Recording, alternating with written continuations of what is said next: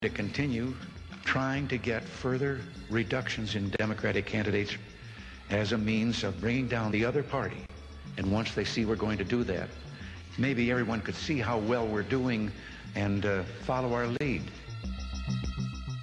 Last December, I sent the late Vice President Bush to the Soviet Union. And I want to talk to you about that country because there's a lot of misunderstanding about it. Communist trade unions, communist religious organizations, communist civic groups, and communist business associations are numerous and flourishing. Each year, the Soviet Union provides communist bridges, communist roads, communist power stations, communist trucks, communist buses, and other communist communism.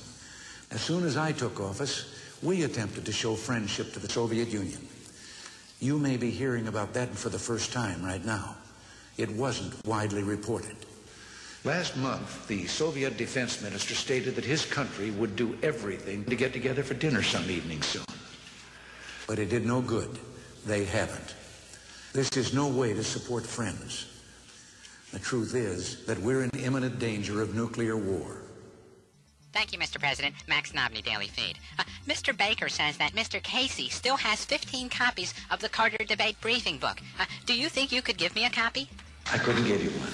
Well, then, could you comment on your private conversations with Mr. Casey about the briefing book case? Oh, I'm not going to comment on that. Well, if I could just follow up, sir. Mr. Baker claims that he had the book, but you said that no one in your organization ever had one. Let me explain maybe a little more fully when I say that, what I have in mind.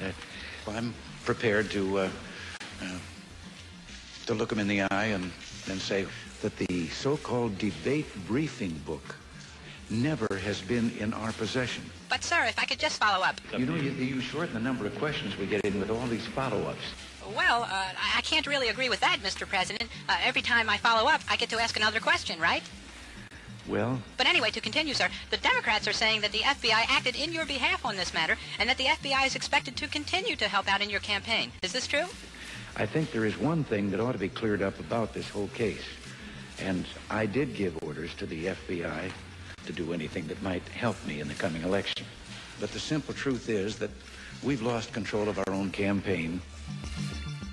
Daily Feed. Thank you, Mr. President. Max Knobknee, Daily Feed. I want to ask you about Ed Meese, and I'd like to follow up if I may. We've been reduced in the number of questions we get to ask when everybody has a follow-up, so ask them both at once. Very well, sir. Mr. Meese has now been accused of diverting low housing funds to 3 programs called Meese Housing, Meese Placement, and Meese Bank. Are you still confident in his abilities? I have every confidence in him, and I'm confident that Mr. Meese is guilty of spending more money on those programs than has ever been spent in history. Well, sir, would you allow me to ask another question? No, I won't. Well, then let me simply follow up, sir. Mr. Meese feels he can add a touch of law and order as well as increase national security to your campaign. Do you agree? Well, it's a question that I don't have to answer because he himself has ruled out participating in a campaign. What about increased national security? Is that an overestimation? Now, you mentioned Social Security, and that brings to mind something I want to get off my chest right now about Social Security. I said national security. A large part of the deficit, when it went up so far, was because the Democratic Party has raised the bulk of its contributions from contributions of $100 and up. And the Republican Party has raised the bulk of its donations from the Social Security recipients.